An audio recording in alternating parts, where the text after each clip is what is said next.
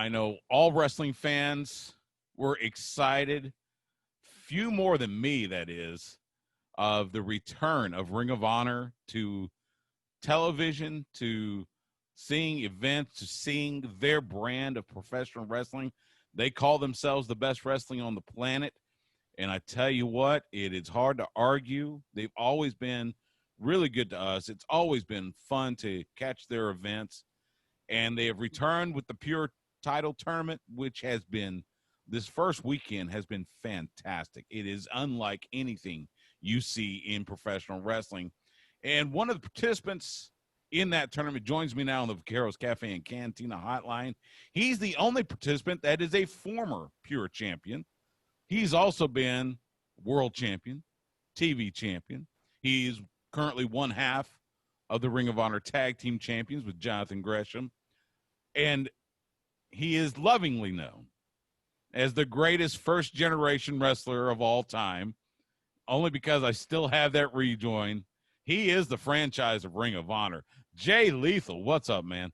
How are you? Great intro, by the way. I was fighting back the smile. It was good. You're one of our crazy. favorites. You've been with us a few times, and we always enjoy talking to you, man.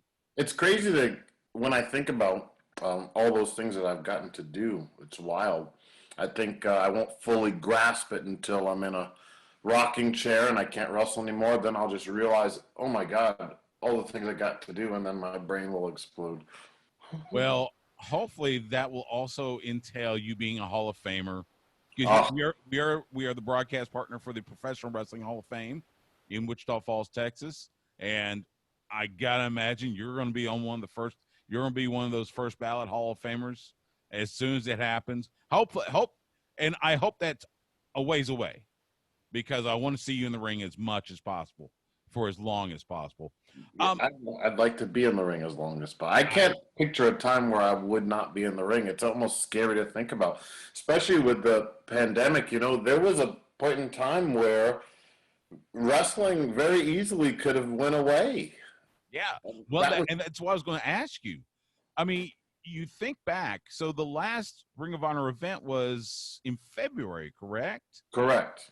So, and in fact, you guys were getting ready for the 18th anniversary pay-per-view in Las Vegas when everything went down. The first emotion that hit you when you got that news in March that we've got to shut down and, you know, we'll let you know when we can come back. What was that first emotion? I was terrified. Terrified because I really thought that with the pandemic and everything going on, wrestling could end for a great deal of time. It was so terrifying, especially for me, because if you tell me that I can't wrestle, it's like telling me that I can't live. Not sure how wise it is, but I put all my eggs into the wrestling basket. You know, you're supposed to have a backup plan here, and I got none of that. All my eggs are in that wrestling basket, and if wrestling went away, I don't know what I would do. So yeah, I was terrified. Still am kind of a little bit, but I'm glad things are starting to get back to normal. So just slightly, but yeah, I'm still a little terrified in the back of my mind. Absolutely. Let me ask you this: during this 5-month layoff, did you develop any new hobbies, or was it just you're just going to focus on working out and being ready when that return happened? Well, the biggest hobby I got, there was two. One is riding my bike. And I've discovered that I can ride 30 miles a day. Now, when I first found that out, oh man, I had to get a new seat for my bike because my butt hurt so bad. And the other one is I ended up doing a little odd jobs around the house. I built this with my buddy, a cool fire pit in the backyard, and I was like, oh, why stop there? So I'm doing other little projects. But yeah, so those two home improvements, DIYs, and bike riding. Those are the things that kept me busy. Plus, I also have a wrestling school here in Tampa, Florida, so I've never been out of the ring. I've always still been training and such. But yeah, bike riding is probably on the top of that list. Yeah, and I was going to ask you about, you know, had you touched the ring? But yeah, you're right. The wrestling school there in Tampa. We've got a couple. We got one here in Austin that I worked with a little bit, doing a little, helping them with commentary and such, and they go up and down during the pandemic, and they starting to come back up. So, but yeah, I can totally understand that. By the way, the fire pit sounds fantastic. Now you're in Tampa, Florida, so it's kind of like me in Austin, Texas. You probably don't have much use for it, but when those few cold nights come, that's got to be great. Oh yeah, and I've already tested it out. I made s'mores, and I think I've discovered that I'm not the biggest fan of s'mores. It's cool to make them.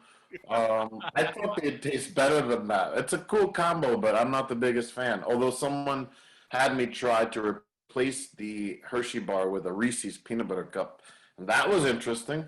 Oh, But yeah, you're right. It's pretty cool. right. When it comes in handy, it's pretty cool. Right. Yeah, it's hard to think about those when we were having 100+ degree days last couple of weeks. Although Right. it's, not so bad now. We're approaching the cooler weather. Yes. Thank goodness fall is here. We're talking with Jay Lethal. Follow him on Twitter at @TheLethalJ. So let's fast forward. When it was announced, you guys are coming back, and you're coming back with a Pure title tournament. That was going to be one of the things that was going to happen this summer. They delayed it. I got to imagine it was one of those, okay, let's do it. Let's go now. Oh yeah. Right? So when all the shows got shut down, we had a Zoom call.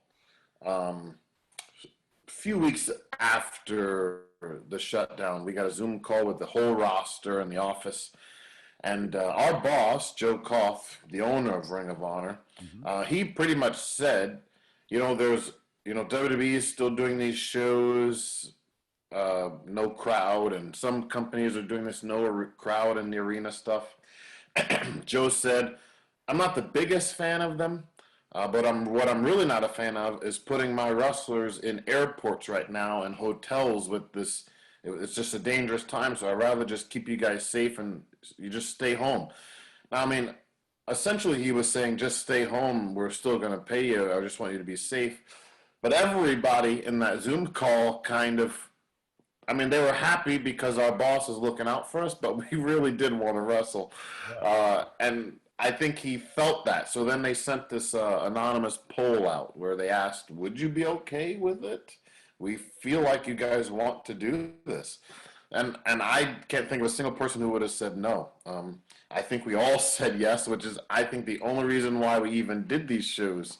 Which I was so happy with. And I think everybody from top to bottom was just so happy to be doing what they love. Like I said, most of us are wrestlers, so you tell us we can't wrestle and we lose a purpose in life. Most of us, especially myself. So yeah, we were all so excited to be back. I'll tell you this too. There were a lot of hoops to jump through with the commission. You got to have your mask on right after you come back from the locker room, so you're tired, but you still got to put this mask on. There's a room for just you and your opponent, and then when you leave there, that room has to be cleaned, and my match had to be at 8 in the morning, and then once your match is done, they have to clean the arena, clean the ring, change the canvas. It was a nightmare for the crew, I'm sure. They were there from like 7 a.m. to like 11 p.m., and they get 25 minutes after each match to disinfect everything. We had so many canvases because they changed them after everything. But it was such a long day, but everyone did it with a smile on their face because we were all just so happy to be back at work. And I was going to ask you, kind of brag on Ring of Honor, the work they did with the Maryland State Athletic Commission, the protocols they put in place to keep you guys safe. Nobody's in the building except for the wrestlers and those that are essential to the production. No fans, no nothing like that. Just talk for a second about how proud you are that Ring of Honor has put those protocols in place, again, to let you guys wrestle and still be safe. Right, and although sometimes we thought it was a bit much, for instance, we were thankful, but in the moment, you're like, oh man, this is a bit crazy, Before we traveled there, we had to be tested. Once we landed, we were tested. A few days later, we were tested. You can't leave your hotel room. You're in this bubble. If you order food, the they can't do, a certain select person has to bring it up to the room. Like, you can't leave. You can't go to your buddy's room across the hall. It just, man, it felt like that prison, like a bubble, the Ring of Honor bubble we were calling it. And my room was right underneath Rhett Titus's room, and I could hear him working out. So I don't know how he got dumbbells up in his room, but I could hear him up in his room dropping the weights. First, I didn't know what it was until I saw him tweet that he had turned the couch into an incline bench, and I said, "Oh, that's you!" Like, so it had its fun moments. And like I said, sometimes we did think, well, we've been tested so many times. How come I can't see my buddy? You can only see your opponent when you get to the building because they shuttle you. You're downstairs. They might as well blindfold you. You know, they're downstairs. You're shoved into a vehicle that's taken to the building, into this room, and then the first time you get to realize what's going on, you're in the room with your opponent, and it's like, oh man. But yeah, like I said, we did what we had to do, and we did it with a smile because we were all just so happy to be back at work. One of the things I've asked several wrestlers, wrestling without the fans. I know that, matches, the flow of a match depends a lot on fan reaction. Yes. So how weird was it to have that match with Dalton Castle and there's no competing cheers, boos, whatever. You're not hearing the reaction at the high spots and all that, the comebacks and everything. How weird was that? I'll tell you this. Not me per se, but as a whole in wrestling, we have tried for years to convince the fans that they are not a part of the show. They are just. I understand that completely. Sometimes I have to sit in the middle of them, and it makes me cringe. But go ahead. Right. For years, it's been this thing where we have tried to convince the fans and the people watching that they are not a part of the show, but I think they have now figured it out. Without them there, yes, it was very tough. They do give you this boost of adrenaline. They do give you this courage. If sometimes what you're about to attempt is a little risky, just hearing them, cheer or boo or that reaction from them gives you that courage to do whatever that big thing is that's about to happen in the match, whether it's a suplex or going through a table or something. So I'm going to say, for me personally, it was very tough. And sometimes those fans, when you've been wrestling for maybe 10, 15 minutes and you're a little tired, they give you that boost. It's that second wind. And without them, it's hard to get that second wind. And, oh, man, yeah, it was tough, to say the least. Yeah, I can only imagine. Like I said, I've had to sit among fans. They make me cringe sometimes with some of the silly things they do. I'm old school. I'm still the guy that reacts the way, for lack of a better term, the way a fan should react. But I'm still old school like that. So what can I say? Let's talk for a second about the Pure Title Tournament. Like I said, you're the only participant in the tournament that has held the Pure Championship. I think I'm the only one in the company right now who's held it. You may be. You are. You're absolutely right. Talk for a second about how much that is an advantage to you, or could it be a disadvantage? I definitely think it's an advantage. And something that I mentioned, it was a part of that incredibly cool video package that they made. Yes, it was. We'll talk about that. We got to talk about those too. Yeah.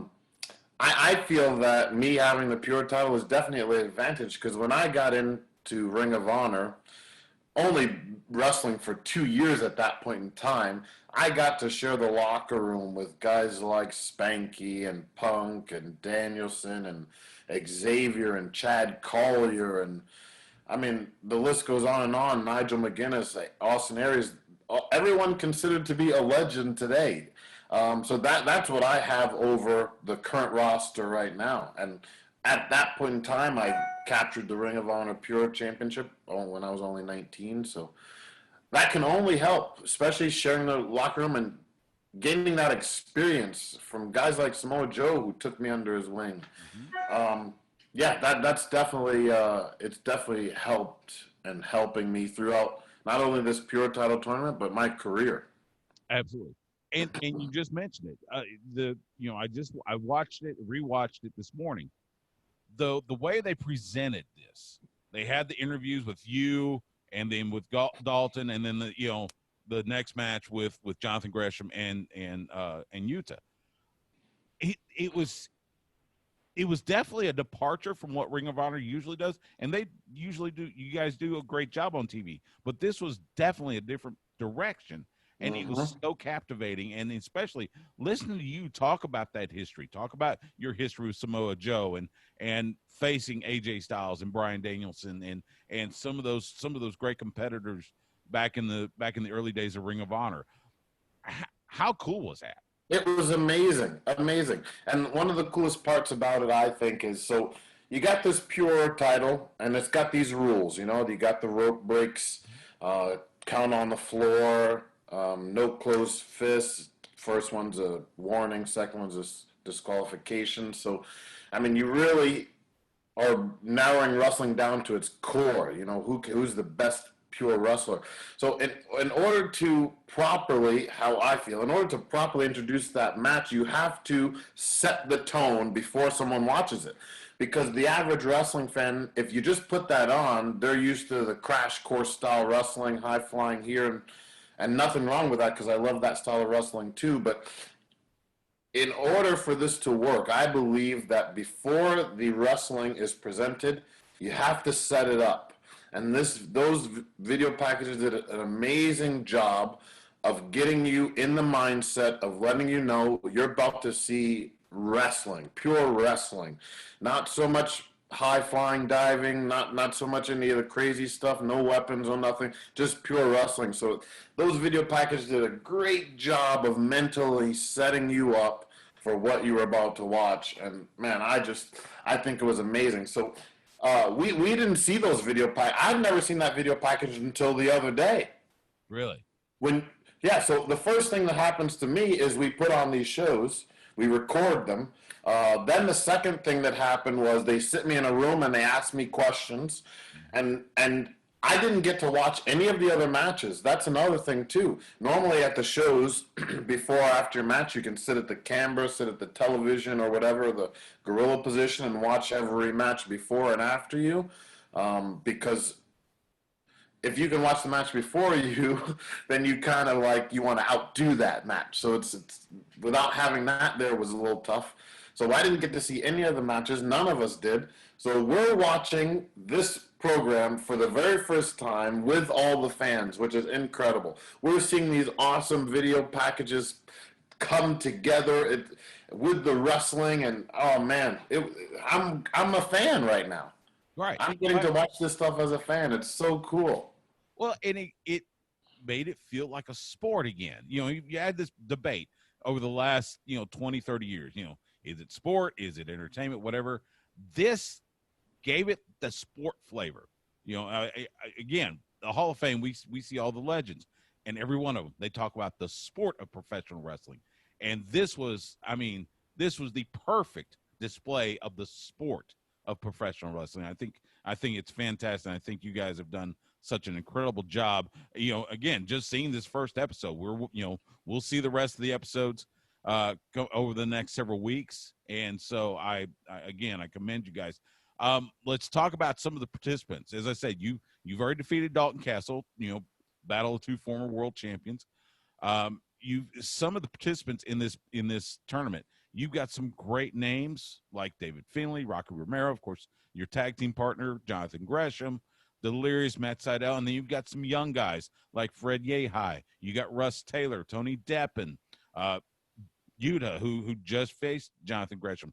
Talk for a second about the makeup of the brackets, and is there somebody that's in the tournament that you have been impressed with, without giving away anything? we don't want to spoil anything, but somebody that you said, hey, that's good. Okay, well, I'm super excited that the tournament wasn't filled with just contracted Ring of Honor guys. I'm super excited and so happy that they actually scoured whoever wasn't signed or whoever was available to come in, and if they had this great wrestling background and they had a good story, man, my hat's off to Ring of Honor, because they could have just kept this bubble really tight and just used our contracted guys. So yeah, I'm really excited about that. And I'm really excited also because, like I said, I didn't get to see any of the matches. I can't wait to watch Rocky Romero. I feel like he is possibly the only one in this tournament with more experience than me. And he has been all over the world. He was Black Tiger, for crying out loud. So I can't wait to see what he brings to this Pure title tournament. I'm sure I'm going to have to dust off my old notebook and take some notes because, yeah, man, to say that I'm excited to see his match is an understatement. Yeah, I am too. I mean, I love Rocky to death. He's such a great guy. And yeah, amazing, wonderful technician in the ring. He's going to be so good. All right, so let's pray prediction. Let's say the finals. You're on one side, and there's your tag team part. There's the Octopus on the other side. What's that going to feel like to face the man that you hold the tag team titles with to win possibly your second Pure title, being the only person to win a Pure title for the second time? Well, I definitely have made no secret that is my bold prediction. It's going to come down to me versus Jonathan Gresham.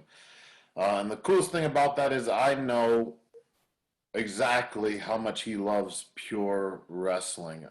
And I don't know if many people know this, but Jonathan Gresham has actually taught me a lot about pure wrestling. He'll tell you that I've taught him a lot as well, both in and out of the ring, but he's really taught me a lot. I mean, he has studied this way more than I have, to be honest. So it's just going to be an honor once I just stand across from him and I know that this is the final match and everybody is, they're watching on television. Anything that I can do also to help boost up Jonathan Gresham, and I'm not trying to toot my own horn, but hopefully me and him in the main event would also boost him. I've gotten to wrestle him in Iron Man matches. I'd like to think that he's already proved what he could do. But anytime, all eyes are just on us, and we can really show the world not only what I can do, but what Jonathan Gresham can do. I mean, I'm just a happy camper.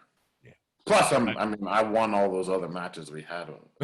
You got a pretty good record. Absolutely. Before I let you go, so you hear all the time, during this COVID-19 pandemic, everybody talks about what they've discovered, on streaming, whether it's Netflix or Prime or HBO Max. Is there that one show that you discovered that you just have binged crazily during this pandemic? There were, let's see, there was a few shows. There was one show called You. It's on Netflix. I think they only have season 1 or 2. Season 3 doesn't come out until next year, hopefully. There was the Mandalorian, which actually starts back up next month. And believe it or not, I'd love to see. I'm being dead serious here. I'd love to see a show like a Ring of Honor on that Netflix. For instance, the way these video packages are done, you are getting to see. I mean, if you knew nothing of me before you watched that, you really get a sense of who I am. It was done in a way where, man, I've never seen anything like it. And I think it would be tremendously cool to have the same type of tournament, same type of style, filmed-wise, with the behind the scenes and behind the wrestler kind of interviews with the tag team scene. Yeah. And hell, even the women. I can't think of any program that's ever had these deep, in-depth interviews where you get to really learn about them before you watch them. So to have the production style for like some kind of women's tournament, like if we're crowning a new women's champion, this would be incredible. I mean, I want everybody on the roster to experience. I mean, to watch yourself and to watch the way they put that thing together, those video packages, and then the following match, it to me, it was incredible. And I can't stress enough how I just watched that for the first time as a fan. Yeah. I mean, you could have a women's tournament, you could have a tag team tournament and do that. It would be a big hit. Absolutely. No, I couldn't agree more. I think every wrestling promotion should take what Ring of Honor has done with those packages and make it part of their regular thing. And I think, I hope Ring of Honor keeps it as part of their regular programming. Every Yeah, now and yeah. again, just pull out one of those just for the sake of reminding people why Jay Lethal or Dalton Castle or Delirious or Silas Young are so special. What makes them special? Right. At the very least, we should do those, and it's just wishful thinking here, but at the very least, we should do that kind of thing, and it'd be a lot for the production crew. Right. But every non-title match, I mean, the title matches, they're already hyped.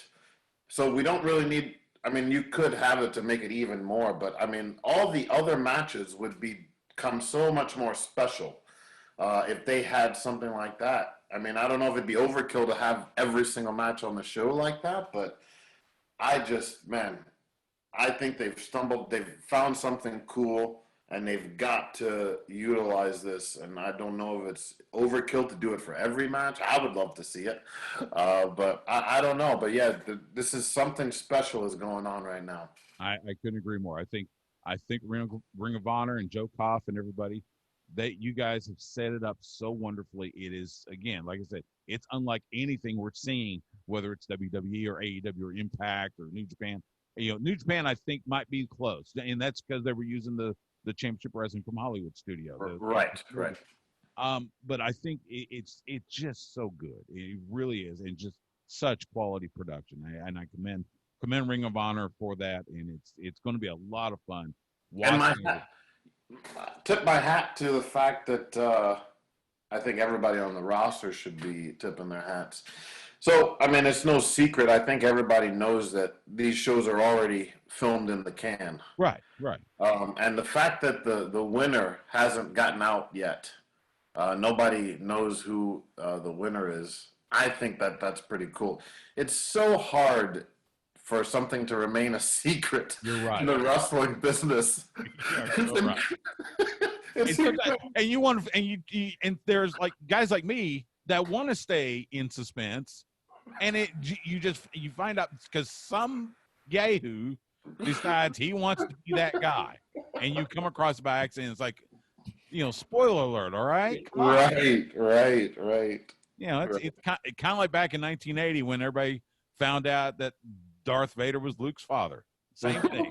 At least then we didn't have social media, so you didn't know until you went to see the movies. Right. I get that. He is the franchise. He is Jay Lethal. Catch him on Ring of Honor. Ring of Honor TV airs here in Austin, Saturday nights, 11 p.m. Central on CBS Austin. You can also catch it at certain times on Fox Sports Southwest. Jay, I've always admired you. I think you are one of the best, not only best wrestlers in the ring, one of the best personalities out of the ring. We've had great conversations, whether it's in person or over the phone or whatever. So, man, I appreciate this time. All the best to you. How's your family? How's everything? How are you doing, family and everybody, during this crazy pandemic, by the way? Luckily, everybody's doing great. Luckily, pretty much most of my family is still in New Jersey, and that wasn't such a great place for a little bit. Mm-hmm. And I'm here down in Florida, where it's, Florida's like the Wild West. Everything is open. No one really cares too much. But luckily, every time I go out, I wear my mask. My parents stay indoors. My brothers and sisters go get them whatever they need. Sometimes my parents get a little stir crazy, so they'll just go for a drive. They never get out of the car. They just go for a drive, and then they come back home. But yeah, luckily everybody, all my friends and family, everybody that I know is doing well. Okay, well, good to hear. I'm glad to hear that. Well, man, as I said, Jay Lethal, it's so good to talk to you as always. Be well, be safe. We wish you all the best, and we'll talk again soon. Hopefully soon, maybe even get to see each other soon. Right. I hope so.